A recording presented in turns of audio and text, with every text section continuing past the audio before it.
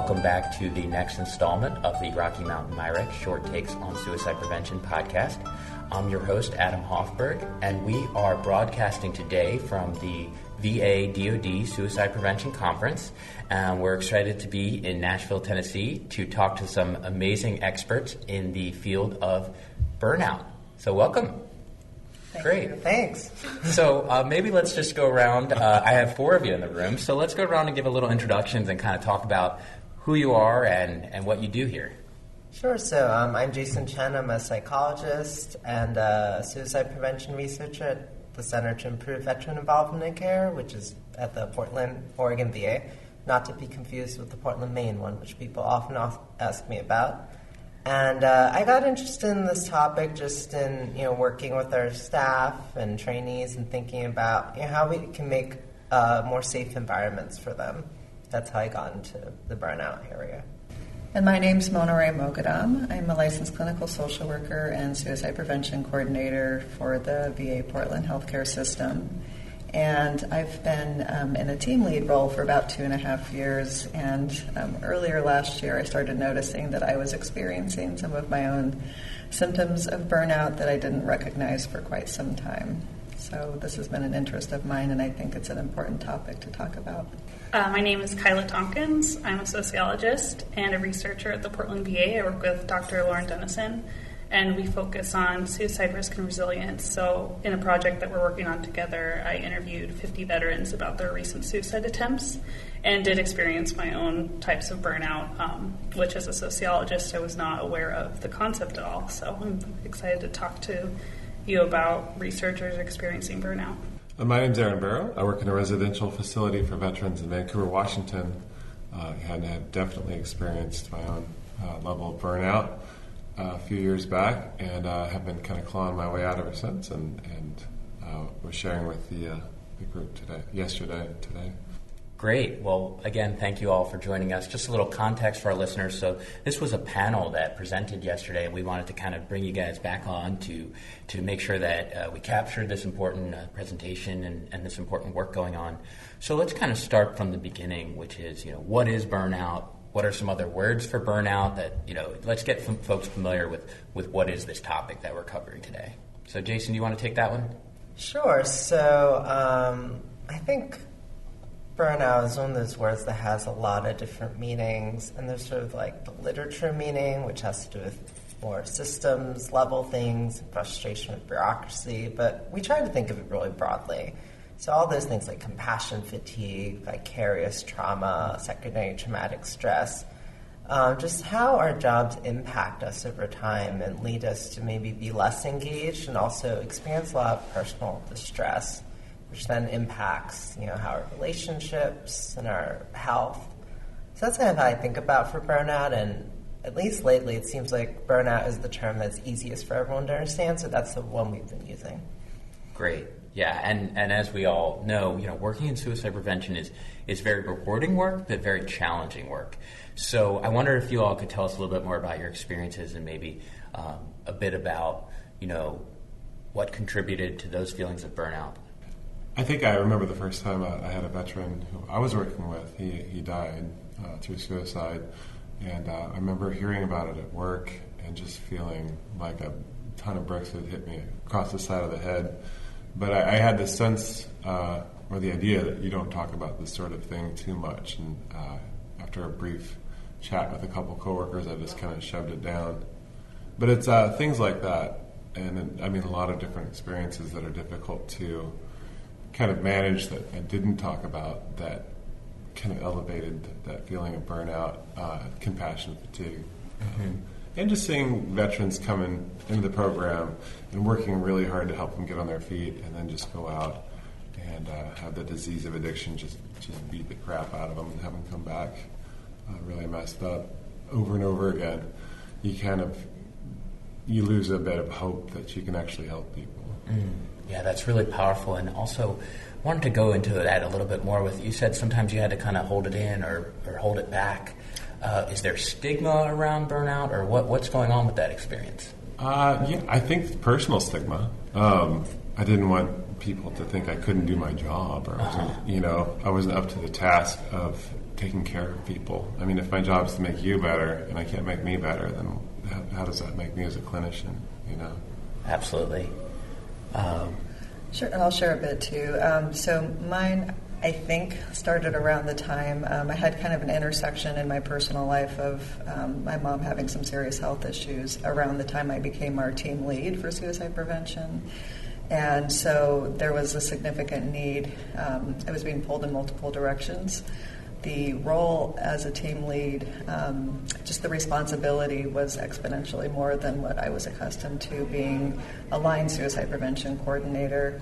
And while I really did and have enjoyed the role, it actually took a lot more out of me, and I didn't realize for quite some time the impact that it was having in terms of my the quality of my work, my productivity, just feeling like I was being an effective person. It was really challenging my sense of my work ethic. I felt really checked out a lot of times, and at this point still kind of struggle with that.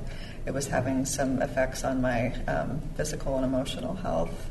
And again, it wasn't something I recognized for quite some time, but it is something that I've been trying to better understand, so that I, much to like what Aaron was saying, we're expected, we can't take care of other people without taking care of ourselves. And I've been recognizing I haven't been in the best frame of mind all the time to be dedicating the energy I need to be an effective lead for my team. And so I've been trying to work on that. Well, thank you for sharing that. You mentioned this idea that we don't always recognize these signs in ourselves, or we're not always aware that we're experiencing burnout. Could you go into that a little bit more and also talk to us about maybe what are the signs that we can start to notice in ourselves and in our colleagues for that matter? I think that I'll speak for myself, but I noticed this with other colleagues that have worked in mental health over the years, is there's just very much a sense of, well, we know what the coping strategies are. We know what we're supposed to be doing because we talk to our patients about this all the time. And so kind of maybe not always walking the talk. And, I know what these things are, so I can just do it myself, and I don't need to ask for help. I don't need to, I'm just going to push through it. Just kind of a sense of just kind of feeling like we have a sense of mastery over it. Therefore, we don't need to necessarily take more specific steps in that direction. Some of the signs that I experienced when I started recognizing this more was kind of, as I mentioned earlier, it affected my work, my productivity, my feeling of just my ability to organize myself every day, and was getting overwhelmed much quicker than I used to with the amount of tasks that I used to be able to manage quite a lot more easy. It was affecting my mood. I was noticing quite a bit more irritability and my anxiety, probably related to the fact that I was also experiencing a lot of insomnia around the time, and then just kind of some, even some emotional numbness when it came to my job. I mean, this has been, I've been a coordinator at the VA in suicide prevention for almost 8 years, and it's something that I feel very passionate about and I really love doing, and I was not feeling that as profoundly as I used to, and that was kind of a big warning sign for me. That's really helpful. Yeah, I would like to add social withdrawal can be a sign for me. I'm really extroverted, so the folks in my office know that if I'm quiet, there's probably something up. More of that was happening. I screen a lot of suicide behavior reports for my work to identify patients who have attempted suicide. And then in the past year, I interviewed 50 of them. And after the interviews, at times, a significantly difficult one would leave me just feeling kind of spacey and really tired after. And I didn't quite understand. I thought maybe I had a really big lunch or something. But I realized after a time that I was disassociating. I was going to this different astral plane of just trying to cope with what I just heard. And I like to use the word vicarious trauma because you hear really difficult stories over and over again. And while they might be powerful and really important to hear, you have to learn how to deal with information that you're being bombarded with. So for me, the disassociation was kind of what made me realize, like, hey, something's up, especially as someone who doesn't work in psychology or as a clinician. And it definitely increased anxiety. So, yeah, I would say watching out for your coworkers to see if their behaviors change is really helpful, but you kind of have to do that work yourself, just realizing that you are acting different and it's not for the better. Mm-hmm. Yeah, I think it's so important you mentioned that, this sense of vicarious trauma can come no matter your role in this. You don't have to be a clinician. You could be a researcher. You could be somebody who's answering phones and scheduling calls, or even, it really is in this area, we're working with very difficult and challenging patients and populations, and it's just, it's tough work. Jason, did you want to add anything? Yeah, echo what Kyla said about I am pretty socially active and realizing I wasn't maybe doing as much. Or I enjoy reading. And there was a day a few years ago I was like, I don't think I've read a book in 6 months. What have I been doing? And it was that moment where I realized that sometimes, you're just so tired and you get home, you just watch TV or zone out, and maybe you're not doing the things that you enjoy anymore. That was definitely important for me to realize that, maybe this isn't working. But it took time, and I think that's something that we talked about yesterday at our panel, and we had a great audience that was really open with us. We started off by saying, Dr. Carroll was saying, our VA director of the Office of Mental Health and Suicide Prevention, about getting vulnerable. So he said, we're going to be vulnerable with you, and we hope you'll be vulnerable with us. And I felt like our attendees were really open with us. Yeah, it's really helpful to hear how it looks and how it can play out in different people, and sort of just, like you said, almost like keeping aware of yourself and changes from your sort of baseline levels, and then being aware of that. And so obviously once we're aware of this, we want to try to help build our resiliency and cope better. So talk to us through some strategies that you all have utilized that have worked, and also, let's be honest, maybe some haven't worked, and let's talk through those too. So for me, self-care is really important. I would like to share that before experiencing vicarious trauma and burnout, I kind of laughed at the idea of self-care because it's a buzzword, and I thought that it didn't really apply to me because bubble baths don't work on everyone. Self-care is really personalized. I've learned that the hard way this year. So for me, physical activity is really helpful, and that's just taking walks. I'm not a jogger or anything intense. Just taking walks at work and at home, and relying on social support is good, but in this kind of work, there's something important to not reliving the vicarious trauma, not doing a third wave of vicarious trauma. So when I would come back from my interviews, I learned over time that it felt really bad when my colleagues would ask, how did the interview go? And they didn't know what they were doing, of course, but I would just shut down, and I would kind of just grin and bear it and talk about the stories I had just heard from a distance, but I would still reshare it. And then at some point, we had a conversation, and I was like, I really don't want to go through this again. I don't want to talk about this again.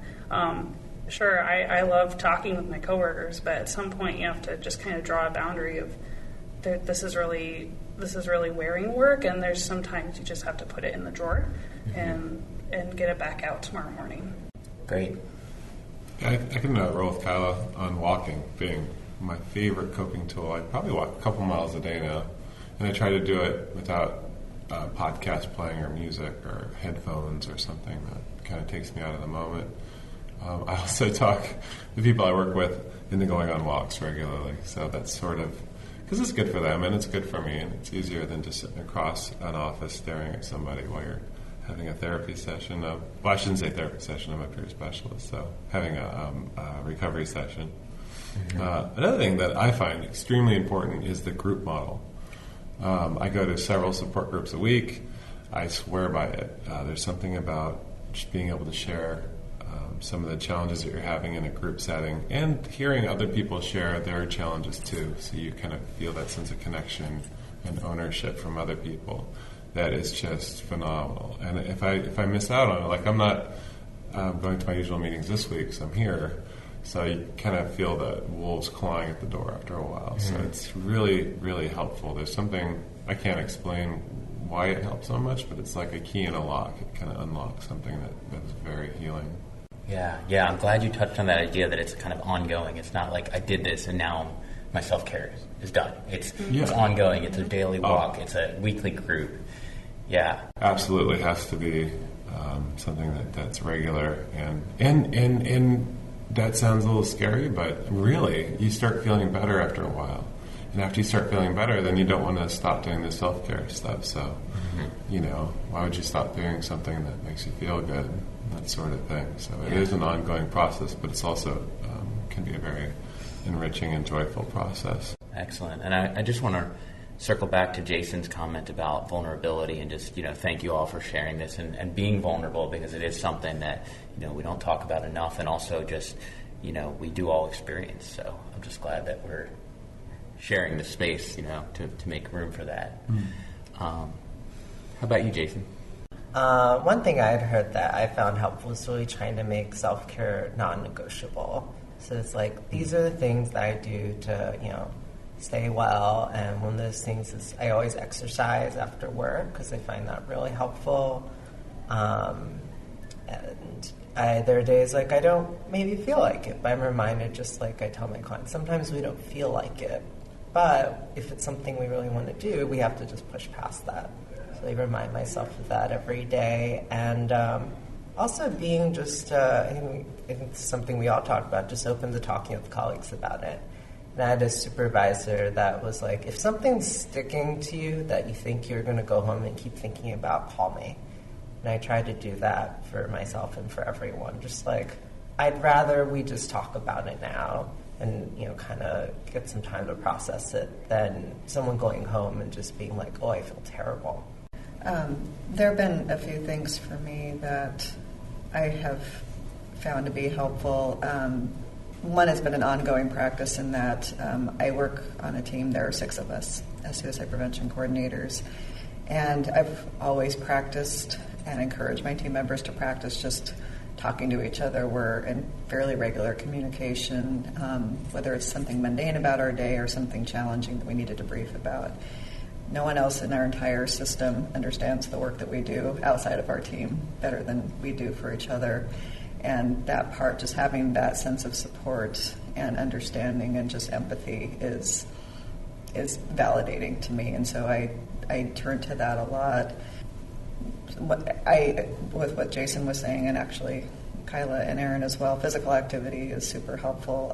I do long distance running, and so I've been trying to be more deliberate and intentional about doing my some runs during my lunchtime, and that's a great break. And trying to not wait until 3 o'clock in the afternoon to do that. This is kind of undoing some habits that I've had, which is maybe eating lunch while I'm checking my email. There's a lot of multitasking that goes on with my job, and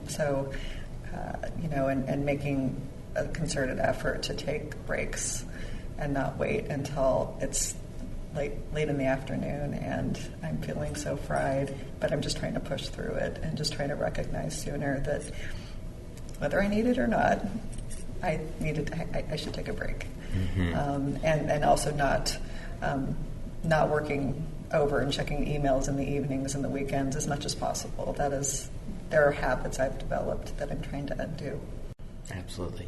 Yeah, one of the amazing things I feel about having this conference is it's incredible to see suicide prevention coordinators and people from across the world of suicide prevention come together, and because it is kind of like a bigger circle similar to your smaller team where it's like these are all people who get it. These are all people who are doing their version of what I'm doing back in their local community, and I think it's important, so important that the VA and DoD make space for this kind of conference to allow people that outlet. Mm-hmm. The other thing that really struck me was just, I think we can all relate to the idea of trying to multitask and, but typing up emails during your lunch and this and that, and just reminding ourselves, like you mentioned earlier, to walk the walk, not just talk about self-care, but really do it. And that segmentation of just when I'm not working, not be looking at my email. And when I am working, of course, I'm on my email, but just realizing that those breaks, I can probably speak for all of us. We feel like there's so much work to do. It's like, well, if I cut this break out, I can, get more done. But the bottom line is we lose something in the long run when we take those shortcuts. So. I think she mentioned something else too that's really important, is how key it is to have a supportive relationship with your coworkers. And something that a lot of the people we talked with at the panel yesterday said was that they're not feeling like they get that level of support where they work from their supervision on up. Frankly, if you're working with a bunch of other people who are burned out, that negative vibe can be kind of all-consuming. And I know I've spent a lot of time complaining and a lot of time being very negative and a lot of time tearing down the people I serve instead of building them up in staff meetings and in personal interactions. And it's sort of, negativity is very contagious. And so what I found is also a pretty big key is to be positive and to sow positivity and to create a space where it's okay for my coworkers to be positive and vulnerable. And that's kind of an ongoing process too. Kind of sort of a labor of love to be positive on a regular basis and to smile and to build other people up and to try and put a positive spin on a veteran's challenges in staff meetings. Mm-hmm. Sometimes someone will be having a really hard time and everybody kind of has this point of view where it's just, this is what's wrong with them and this is what they're doing wrong. And says, no, I think if I was faced with that challenge, this is how I would feel too, and sort of bringing the human perspective to the people we work with instead of just starting to see them as numbers, or I don't know if numbers is the right way to describe it. Yeah, I think what Erin is saying is basically kind of the concept of self-compassion too. It's not just being positive towards others, it starts with being positive towards yourself, and if you can forgive yourself for being irritable and maybe mean towards your coworkers one day, it's kind of where the work begins. If you can do that and be kind to yourself, then it's a lot easier to be forgiving and understanding of others. And then more gets done. These conversations start to happen. We get vulnerable with each other and honest and just get a lot further. Do you all feel that at the systems level? I know, Jason, you in your definition you talked about it can be a very kind of individual thing, but also a systems level about how we address. What are some directions we can go to improve our workspace and our workflow to bolster resiliency? Yeah, at least one way I run a staff wellness group for our center, and one way we approach this is to really think through the whole process of the types of work people are doing, and different areas where we can build in, more safety and support. So if someone has a lot of intense participants back to back, how can we help folks find ways to make space, before and after for that? So I think trying to think more globally, at least I find it helpful, not just what I'm doing, in that moment, but the whole process of how I can build in time for self-care. Otherwise, I feel like it slowly kind of bleeds away until very soon I've forgotten to do it. Absolutely. Great. Well, what I wanted to do maybe now as we start to wind down is let each of you go around and kind of give some closing thoughts or parting words, maybe advice to somebody else who might be experiencing this or just thinking through this for the first time and realizing, oh, that sounds a little bit like me, and how can I, work through this? I would say that just being aware of all of the problems in the world, to say it broadly, isn't enough to realize that you're being affected by them. That was kind of my problem. I'm a sociologist, and I won't speak for all of us, but hopelessness is kind of in our game. We learn about every fiber of social inequality and how class and race and gender shape our lives in ways that we can't always necessarily control. So that being said, just knowing how all of these systems are made up isn't enough to realize that you're a part in it. So I would say that for me, it kind of just took an outward look, ignoring all of the nitty-gritty of my work, stopping and just looking at me, just looking at how I was behaving, not thinking about how the work is going, but how the work is affecting me. I feel like that's a lot more difficult to do without specific advice, but unfortunately it's just really personal for everyone. But if you can find a way to force some reflection, that's where the work begins. Thank you for that. I guess just the idea that recovery is a journey, not a destination, that you're never going to be done, and that's okay. There's always the chance that if you stop doing the work, you'll end up back where you started. So it's good to continue on and to learn new things. Something that makes it a very fulfilling process to me is to add to that journey on a regular basis. So now walks are great, but now maybe I'm eating a bit more fiber, maybe I'm taking some vitamins, maybe I always bring up food as an example, but maybe I'm having a conversation with one of my coworkers about a challenging situation where maybe I would have just stopped it before. So constantly finding new tools and trying them out, because some things work better and some things don't. Some of the tools you're just going to throw back in the toolbox and they're going to get all dusty, and that's okay. But keep looking and keep searching and keep talking and keep doing your best to be better. We can't really help other people unless we're really working to help ourselves at the end of the day. And I think that's the biggest takeaway I've had. The biggest one is the continual process, but the second biggest is if I'm not being good to myself, how can I be good to others? Yeah, and just to echo what folks have said, just how individual this is. And one thing I'm always aware of when we do talks about burnout is really emphasize we don't have the answers for every person. But our hope in pulling together a really diverse panel is that people could hear different voices. Maybe that will help people find their own voice in this. And that there is an answer. It's just that sometimes it takes some time to find it. And that answer can change. And to be patient with ourselves and each other. And for me, I'd like to just say that in preparing for this presentation, we've been in communication, the four of us, for months now, and just the idea when Jason proposed this presentation, we started talking about it, and I immediately felt this sense of invigoration at just the acknowledgement that we were talking about it and bringing it to the surface, and it didn't have to feel like this was something that I was doing on my own. And so I think it's really important to continue the conversation because it's not something I think that's really talked about enough.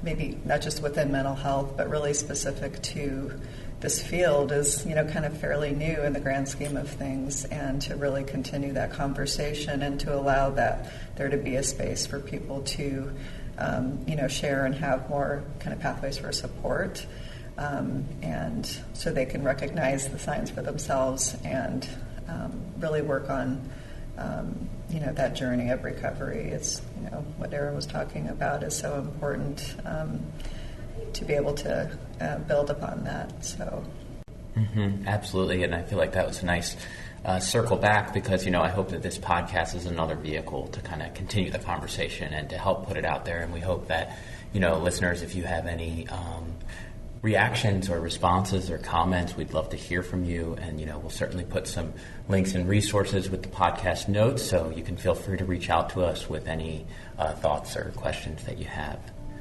Well, that's going to do it for today, folks. Thanks for tuning in, and join us next time for more interviews on important work in suicide prevention, mental health, and resilience. Thank you. Thank you.